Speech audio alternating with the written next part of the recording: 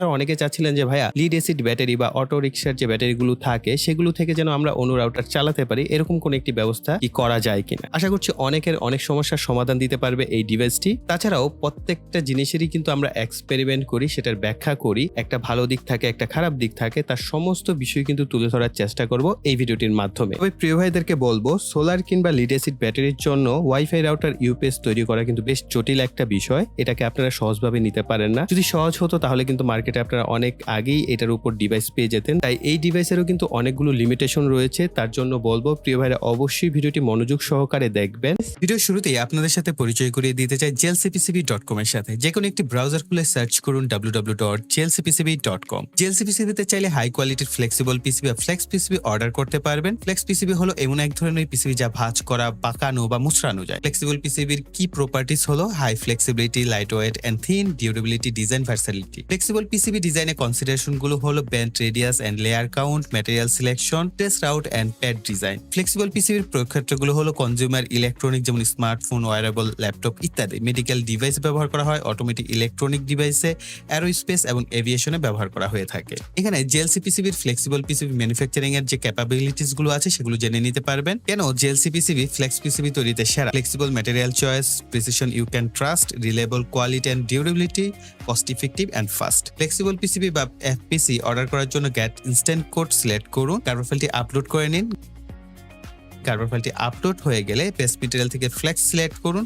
আপনার পছন্দ অনুযায়ী 25 মাইক্রোমিটার অথবা 50 micrometer dielectric thickness select করতে পারেন অথবা ট্রান্সপারেন্ট সিলেক্ট করুন। এরপর কোয়ান্টিটি সেট করে সেভ টু কার্ট করুন। কার্ট থেকে চেকআউট সিকিউরিটিতে ক্লিক করে ঠিকঠাক মতো শিপিং অ্যাড্রেস দিয়ে ক্রেডিট কার্ড বা মাস্টার কার্ডের সহযোগিতায় অর্ডার সম্পন্ন করুন।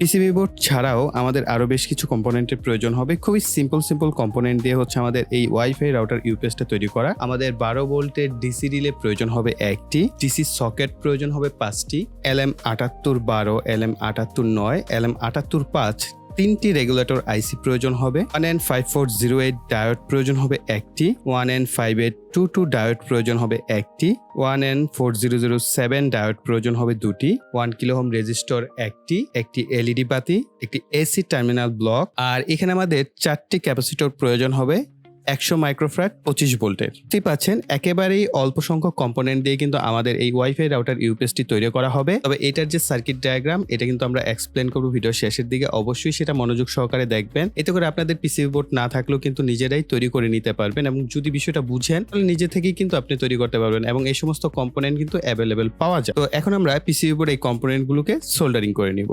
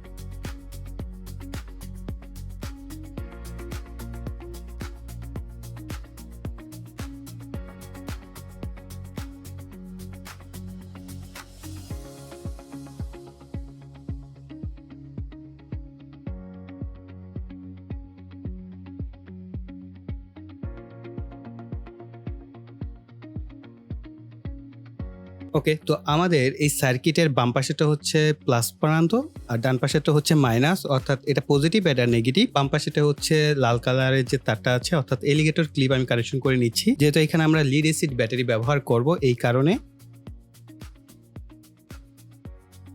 আমাদের যে লিড অ্যাসিড ব্যাটারি সেটা, তো আপনি এখান থেকে কিন্তু বড় সাইজের যে লিড অ্যাসিড ব্যাটারিগুলো আছে সেগুলো ব্যবহার করতে পারবেন। আমাদের সার্কিটের লিমিটেশন হচ্ছে সর্বোচ্চ 2 এম্পিয়ার রেটে হচ্ছে আপনি ব্যাটারিকে চার্জ করতে পারবেন। এই বিষয়টা অবশ্যই মাথায় রাখবেন যে আপনি সর্বোচ্চ 2 এম্পিয়ার রেটে হচ্ছে ব্যাটারিকে চার্জ করতে পারবেন। এখন আপনি যদি বড় সাইজের লিড অ্যাসিড ব্যাটারি যেগুলো 100 এম্পিয়ার, 30 এম্পিয়ার বা 50 এম্পিয়ার সেই সমস্ত লিড অ্যাসিড ব্যাটারি ব্যবহার করতে চান তাহলে অবশ্যই আপনি জাস্ট এখানে চার্জার থেকে একটা রেফারেন্স হিসেবে অর্থাৎ সেন্সরের মতো এখানে একটা কানেক্টর ব্যবহার করতে হবে চার্জার থেকে, যাতে আপনার সার্কিট বুঝতে পারে যে কারেন্ট আছে না নাই। যদি সোলার ব্যবহার করেন তাহলে সোলার থেকে আপনাকে এখানে ইনপুট দিতে হবে। এখন ব্যাটারির ভোল্টেজটা একটু চেক করে দেখবো। ব্যাটারির ভোল্টেজ রয়েছে 12.48 ভোল্ট। থেকে এখন আমাদের ডিভাইসের সাথে কানেকশন করব। লালের সাথে লাল কানেক্টর, ওর সাথে কালো। আউটপুটটা টেস্ট করে দেখবো কত ভোল্টেজ রয়েছে। এখানে 5 ভোল্টই রয়েছে। পরেরটা আমরা চেক করব। এখানে 9.17 ভোল্ট রয়েছে। আর এই প্রান্তটা হচ্ছে সরাসরি ব্যাটারি, অর্থাৎ আপনি যদি লিথিয়াম আয়ন ব্যাটারি ব্যবহার করতে চান সেক্ষেত্রে আপনি চাইলে এই পোর্টটা ব্যবহার করতে পারেন 12 ভোল্টের জন্য। এখানে আমাদের ব্যাটারির যা ভোল্টেজ আছে সেখানে কিন্তু আমরা ঠিক তাই ভোল্টেজ পাচ্ছি। আর পরেরটা হচ্ছে এলএমআইসি ঘুরে আসছে, এই কারণে এইখানে কিন্তু একটা ড্রপ দেখতে পাবেন আপনারা 1 থেকে 2 ভোল্টের মতো। আমরা এখানে যদি দেখি 11.2 ভোল্ট কিন্তু আছে। এটাই সব থেকে বড় ইস্যু যে আপনি যখন লিড অ্যাসিড ব্যাটারি ব্যবহার করবেন চার্জিং ভোল্টেজ হচ্ছে 14.4 ভোল্ট। এই ক্ষেত্রে অনেকে বলতে পারেন ভাইয়া আপনি প্রথমে ভোল্টেজটাকে কমিয়ে তারপরে বাড়িয়ে দিয়ে যদি আপনি অ্যাডজাস্ট করতে পারতেন তাহলে ভালো হতো। কিন্তু এট এ টাইম আপনি যখন একটা ভোল্টেজকে কমাবেন এবং এমপ্লিফাই করবেন অর্থাৎ বুস্ট করবেন তখন কিন্তু আইসি গুলো অনেক বেশি হিট হবে। এমনিতেই এলএমআইসি ব্যবহার করছি, এগুলো কিন্তু হিট হবে যখন আমরা লোডে কানেকশন করব, তখন হিটের পরিমাণ আরো অনেক বেড়ে যাবে। সার্কিট বেশি দিন টেকসই হবে না, যার কারণে কিন্তু লিড অ্যাসিড ব্যাটারির জন্য মার্কেটে তেমন একটা ইউপিএস সার্কিট পাওয়া যায় না। এটা এখন আপনি যদি এইভাবে ব্যবহার করতে পারেন যে না আমার ভোল্টেজ কম হলেও সমস্যা নাই, সেক্ষেত্রে আপনি 12 ভোল্টের এই প্রান্ত ব্যবহার করতে পারবেন। আর 9 আর 5 ভোল্টের ক্ষেত্রে কোনো সমস্যা নেই, অনায়াসে আপনি ব্যবহার করতে পারছেন। লোড কানেকশন করে দেখবো কি হয়। ভিসল এর অনু ব্যবহার করছি 12 ভোল্টের আর টিপি লিঙ্কের রাউটার 9 ভোল্টের। তো এই দুইটাকে আমরা কানেকশন করবো 9 ভোল্ট। এটাকে কানেকশন করে দিব, দেখবো এটা কাজ করে কিনা। এখন আমাদের এই রাউটারটা স্টার্ট নিবে, মূলত কিছুটা সময় নেয় টিপি লিঙ্কের রাউটার রিস্টার্ট নিলে। এই যে দেখেন স্টার্ট হচ্ছে, ব্লিঙ্ক করছে, মানে হচ্ছে আমাদের রাউটার অ্যাক্টিভেট হয়ে গেছে। এট এ টাইম আমরা আমাদের ভিসলের অনুটাকেও কানেকশন করব, দেখবো এটা পাওয়ার পাই কিনা। এই যে দেখতে পাচ্ছেন আমাদের ভিসলের অনু কিন্তু পাওয়ার পেয়ে গেছে। সাথে আমরা দুইটা জিনিস কিন্তু ব্যাটারি থেকে এখন রান করতে পারছি এবং প্রপারলি রান হচ্ছে। এখন আমরা অ্যাডাপ্টার থেকে কানেকশন করব। দুইটা টেস্ট হবে এখানে, যে আমাদের এই ডিভাইসটা রিস্টার্ট নেয় কিনা, অর্থাৎ অনু রাউটার রিস্টার্ট নিচ্ছে কিনা, পাশাপাশি আমাদের ব্যাটারি চার্জ হয় কিনা এটাও আমরা চেক করে দেখবো। আর আমি অ্যাডাপ্টার এখানে 5 এম্পিয়ারের ব্যবহার করছি। একটা 5 এম্পিয়ারের ব্যবহার করছি এই কারণেই, ধরেন 2 এম্পিয়ার হচ্ছে আপনার লোডের জন্য চলে গেল অনু রাউটারের জন্য, আর 2 এম্পিয়ার হচ্ছে আপনার ব্যাটারি চার্জিং এর জন্য চলে গেল। আমরা এটাকে সেট আপ করবো 14 ভোল্টের উপরে। তো আমি কিছুটা বেশি রাখছি, কারণ আপনারা জানেন এগুলো অ্যাডাপ্টার যখন ব্যাটারি চার্জিং করে তখন ভোল্টেজ কিছুটা ড্রপ হয়ে যায়, এই কারণে কিছুটা বাড়তি রাখছি। আমরা এখানে অ্যাডাপ্টার কানেকশন করে দিয়েছি, আমাদের বাতি চলে গেছে, কিন্তু আমাদের অনু রাউটার কিন্তু কোনো প্রকার রিস্টার্ট নেয় না এখন পর্যন্ত। দেখতেই পাচ্ছেন আমাদের রাউটার চলছে এবং অনুও কিন্তু চলছে। রিস্টার্ট নিলে অবশ্যই একটা অফ হয় তারপরে চালু হতো, দুটোটার ডিভাইসই কোনোটা কিন্তু রিস্টার্ট নেয় নাই। এখন আমরা ব্যাটারির যে ভোল্টেজ সেটা একটু চেক করে দেখবো যে ব্যাটারির ভোল্টেজ ইনক্রিজ হচ্ছে কিনা। এই যে দেখতে পাচ্ছেন ব্যাটারির ভোল্টেজ যদি আমরা দেখি, ব্যাটারির ভোল্টেজ কিন্তু ইনক্রিজ হচ্ছে আমাদের লোড চলাকালীন অবস্থায়। 5 এম্পিয়ার 9 এম্পিয়ার এই জাতীয় ব্যাটারিগুলো ব্যবহার করেন, অনায়াসে কিন্তু আপনার এই অ্যাডাপ্টার দিয়ে এবং এইগুলোর মাধ্যমে চার্জ করতে পারবেন। পাশাপাশি আপনার লোড কিন্তু রিস্টার্ট নেয়, কিন্তু যেহেতু আমরা রিলে ব্যবহার করেছি, ধরেন ইলেকট্রিসিটি এখন চলে গেল, তাহলে কিন্তু আমাদের লোড রিস্টার্ট নিচ্ছে। অর্থাৎ এখন আমাদের ব্যাটারি থেকে যে কানেকশনটা হবে, রিলের যে ট্রিগারটা হয়েছে সেই ট্রিগারের কারণে আমাদের লোডগুলো কিন্তু রিস্টার্ট নিচ্ছে। এই যে দেখেন রিস্টার্ট নিয়েছে, অনু রাউটার দুইটাই কিন্তু আমাদের এক্ষেত্রে রিস্টার্ট নিয়েছে। আমরা আবার যখন ইলেকট্রিসিটি চলে আসে তখন কিন্তু আমাদের লোডটা রিস্টার্ট নিচ্ছে না। এই যে দেখতে পাচ্ছেন আমাদের পাওয়ার আছে, তখন কিন্তু আমাদের লোড রিস্টার্ট নিবে না, যেহেতু লিড অ্যাসিড ব্যাটারির জন্য। এবং আমি এখানে যদি মোসফেট ব্যবহার করতাম তাহলে এই যে রিস্টার্ট নেওয়ার প্রবলেমটা হয়তো সলভ হয়ে যেত। প্রথমেই বলেছি আমরা এক্সপেরিমেন্ট করি, এক্সপেরিমেন্ট করতে গেলে অনেক কিছু আমাদের শেখা হয়, ভুল থেকে আমরা শিখি। আর অনেকে রিলে দিয়ে ব্যবহার করছেন, তো দেখলাম তাদের রিস্টার্ট নেয় না, তাই আমি সেইভাবেই ডিজাইন করলাম। তো তারপর আমাদের এখানে রিস্টার্ট নিচ্ছে। তো এটার যদি সলভ আপনার জানা থাকে অবশ্যই প্রিয় ভাইকে কমেন্ট সেকশনে জানাবেন। আমি বরাবরই বলি আমি কিন্তু আপনাদের কাছ থেকে অনেক কিছু শিখে থাকি। সোলার থেকে সরাসরি চালাতে চাই তাহলে কি হবে, তো সোলার থেকে আপনি যদি এটাকে রান করতে চান অবশ্যই আপনার সোলার প্যানেলে 5 এম্পিয়ারের মতো আউটপুট থাকতে হবে, স্টেবল, আনস্টেবল এম্পিয়ার না, স্টেবল 5 এম্পিয়ারের মতো আউটপুট থাকতে হবে। তাহলে আপনি ব্যাটারি ছাড়াও সরাসরি সোলার থেকে চালাতে পারবেন। আমার কাছে যে সোলার প্যানেলটা আছে সেটা হচ্ছে একেবারে কম ওয়াটের, তো যার কারণে আমরা সর্বোচ্চ হয়তো 1.5 এম্পিয়ার বা 1.6 এম্পিয়ারের মতো ওইটা থেকে পাই। তো যার কারণে আমি যখনই ব্যবহার করছিলাম আমি দেখলাম যে বাহিরে নিয়ে আমি সোলার প্যানেলের সাথে কানেকশন করেছি, দিনের আবার আলোটাও পর্যাপ্ত ছিল না, কিন্তু আমাদের সোলার থেকে ভোল্টেজ আসছিল পর্যাপ্ত। হ্যাঁ, এবং আউটপুট যে আমরা চেক করে দেখেছি আউটপুট গুলো প্রত্যেকটা পর্যাপ্ত ভোল্টেজই ছিল। তো যেহেতু আমার এম্পিয়ারটা কম আমার সোলারের, এই কারণে আমাদের ডিভাইসগুলো প্রপারলি রান করতে পারছিল না। এই ক্ষেত্রে কিছুটা সমস্যা হচ্ছিল। প্রচুর আলো থাকার কারণে আমার ক্যামেরায় কিন্তু এই যে লাইটগুলো ক্লিয়ার ভাবে ভিজিবল হচ্ছিল না, এটাও একটা সমস্যা। তবে এই ধরনের ছোট সোলার প্যানেল যদি আপনি ব্যবহার করেন, সেই ক্ষেত্রে আপনি একটা ডিভাইস ব্যবহার করতে পারছেন, রাউটার অথবা অনু এই ডিভাইসটির সাহায্যে।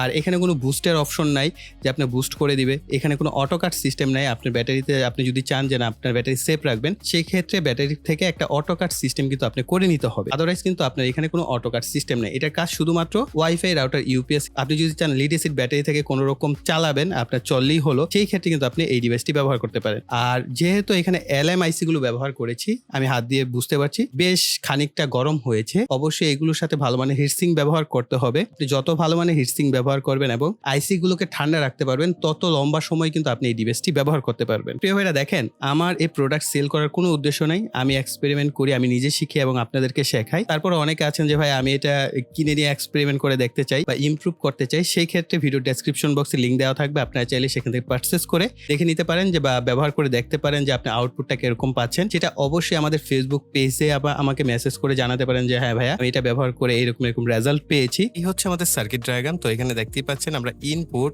এইখানে মূলত অ্যাডাপ্টার বা আমরা আমাদের যে ব্যাটারি চার্জার আছে সেটা ব্যবহার করব, অথবা আপনি যদি সোলার থেকে ব্যবহার করতে চান সরাসরি সোলার এখানে ব্যবহার করতে পারবেন। আর এখানে দেখতে পাচ্ছেন 1N5408, এখানে 2 এম্পিয়ার বা 3 এম্পিয়ার রেটে হচ্ছে আমাদের ব্যাটারিকে চার্জ করার জন্য এই ডায়োডটা ব্যবহার করা হয়েছে। দুইটা ডায়োড, এখানে ফার্স্ট রিকভারি ডায়োড 1N5822 মূলত ব্যবহার করা হয়েছে। আমি এখানে 1N5822 ব্যবহার করি। আপনারা চাইলে 5 এম্পিয়ারের ডায়োডও ব্যবহার করতে পারেন যদি আপনি চান যে না আপনার লোডের আরো বেশি ক্যাপাসিটি দরকার আছে। আমরা এখানে 2 এম্পিয়ারের লোড হিসেবে ব্যবহার করা হয়েছে, আর 2 এম্পিয়ার হচ্ছে আমাদের ব্যাটারি চার্জিং এর জন্য। আর এই দেখতে পাচ্ছেন রিলের কানেকশন, এখানে 2 এবং 4 হচ্ছে কয়েল, আর 3 নাম্বার হচ্ছে কমন পিন। এখানে নরমালি ওপেন, এটা নরমালি ক্লোজ পিন। এভাবে মূলত রিলের যে কানেকশনটা করা হয়েছে, আর রিলের সাথে একটা উল্টো করে ডায়োড ব্যবহার করতে হয়, সেটাই ব্যবহার করে এখানে গ্রাউন্ড করা হয়েছে। এখানটা দেখতে পাচ্ছেন LM7812 ব্যবহার করা হয়েছে, আর এখানে 7809, এখানে 7805 এবং এগুলো থেকে আউটপুট গুলো নেওয়া হয়েছে। প্রান্ত যেটা আছে সরাসরি 12 ভোল্টের, এটা হচ্ছে ব্যাটারি। আপনি যদি লিথিয়াম আয়ন ব্যাটারি ব্যবহার করেন সেই ক্ষেত্রে আপনি এটা থেকে সরাসরি আউটপুটটা নিতে পারছেন, এবং সেই ক্ষেত্রে আপনাকে 12.6 ভোল্ট হচ্ছে ইনপুটে দিতে হবে। আর যদি আপনি লিড অ্যাসিড ব্যাটারি ব্যবহার করেন সেই ক্ষেত্রে কিন্তু আপনার 14.4 ভোল্ট দিতে হবে। তো এই হচ্ছে সার্কিট ডায়াগ্রাম। আপনি এই সার্কিট ডায়াগ্রামটা ফলো করে চাইলে ভ্যারোবোর্ড বা ব্রেডবোর্ডও তৈরি করে নিতে পারেন, অথবা সরাসরি আপনি একটা কম্পোনেন্টের সাথে আরেকটা কম্পোনেন্টকে সোল্ডারিং করেও কিন্তু ব্যবহার করতে পারবেন। আর এটার পিসিবি ডিজাইনটা হচ্ছে আমি নিজে করে নিয়েছি। আমি বলবো আপনারা নিজের স্কেমেটিক ডায়াগ্রাম ডিজাইন করে এইভাবে পিসিবি ডিজাইনটা করে নেবেন। আর এটা 3D ভিউটা হচ্ছে এইটা, অর্থাৎ আপনারা প্র্যাকটিক্যালি আমার কাছে যে ডিভাইসটা দেখতে পেয়েছেন সেই ডিভাইসটি কিন্তু আমরা হুবহু তৈরি করে নিয়েছি। পুরোপুরি আপনার সকল চাহিদা পূরণ করতে পারবে না, কি কারণে পারবে না সেটা বলে দিচ্ছি। ধরেন আপনার যদি ব্যাটারির ভোল্টেজ কিছুটা নেমে যায়, তাহলে এলএমআইসি গুলো আরো নামিয়ে দিচ্ছে, সেই ক্ষেত্রে কিন্তু আপনার অনু রাউটার আপনি প্রপারলি রান করতে পারছেন না। বিশেষ করে 12 ভোল্টের যে লোডটা আছে সেটার ক্ষেত্রে 9.5 ভোল্ট হলে ঠিক আছে, কোনো সমস্যা নাই। আরেকটা বিষয় হচ্ছে এলএমআইসি হিট হয়, পরবর্তীতে আমরা এটাকে LM2596 যে মডিউল আছে সেটাই কনভার্ট করে ফেলবো, তখন এই হিটিং ইস্যুটা আশা করছি আরো কমে যাবে। আর আরেকটা ভালো দিক হচ্ছে আপনি সোলার প্যানেল থেকে ব্যবহার করতে পারছেন সরাসরি। আপনার এরকম অনেক জায়গায় আছে যা এখানে আপনারা শুধুমাত্র সোলার প্যানেলই ব্যবহার করতে চাচ্ছেন, ব্যাটারি ব্যবহার করতে চাচ্ছেন না, সেক্ষেত্রে আপনার কাছে যদি ভালো মানের একটা সোলার প্যানেল থাকে সেটা থেকে আপনি কিন্তু আউটপুট নিতে পারছেন। এবং আরেকটা অসুবিধা রয়েছে, সেটা হচ্ছে সোলার প্যানেলের ভোল্টেজটা ধীরে ধীরে ডিক্রিজ হয়ে যায়, মেঘলা আকাশ থাকে বা সন্ধ্যা হয়ে গেছে, তখন কিন্তু আপনার ব্যাটারিতে সরাসরি সুইচ করবে না। এই কারণে আপনাকে অবশ্যই একটা লো কাট সিস্টেম রাখতে হবে, যে ব্যাটারির ভোল্টেজ যদি আপনার 12 ভোল্টের নিচে নেমে যায় তখন যেন আপনার সোলার থেকে ওই অপশনটাকে অফ করে দেওয়া হয়, যাতে ব্যাটারি থেকে এটা আউটপুটটা নিতে পারে। এক্ষেত্রে আমি জানি যে যারা কিনা সোলার প্যানেল ব্যবহার করেন আপনাদের কিন্তু সোলার কন্ট্রোলার থাকে, সেখানে কিন্তু আপনারা চাইলে সেই সেটআপটা করে দিতে পারেন। তাহলে কিন্তু আপনার এই যে লোড বন্ধ হয়ে যাওয়া অর্থাৎ অনু রাউটার বন্ধ হয়ে যাওয়ার যে সমস্যাটা সেটা থাকছে না। যদিও এই প্রোডাক্টে অসংখ্য ইমপ্রুভমেন্টের প্রয়োজন আছে, তারপরে বলবো আমরা এটা একটা সাকসেস হচ্ছে যে আমরা লিড অ্যাসিড ব্যাটারি থেকে চাইলে চালাতে পারছি এবং সোলার প্যানেল থেকে সরাসরি আমাদের ডিভাইসগুলোকে চালাতে পারছি। আশা করছি প্রিয় ভাইরা এই ধরনের এক্সপেরিমেন্টকে ভালোবাসেন, তার জন্য অবশ্যই ভিডিওতে লাইক, কমেন্ট এবং শেয়ার করবেন। আর যারা এখনো চ্যানেলটিকে সাবস্ক্রাইব করেনি, চ্যানেলটিকে সাবস্ক্রাইব করে পাশে বেল বাটনটি অ্যাক্টিভ করে দেবেন পরবর্তী ভিডিওর নোটিফিকেশন পাওয়ার জন্য। এই বলে এখানে বিদায় নিব। সকলে ভালো থাকবেন, সুস্থ থাকবেন, টাটা।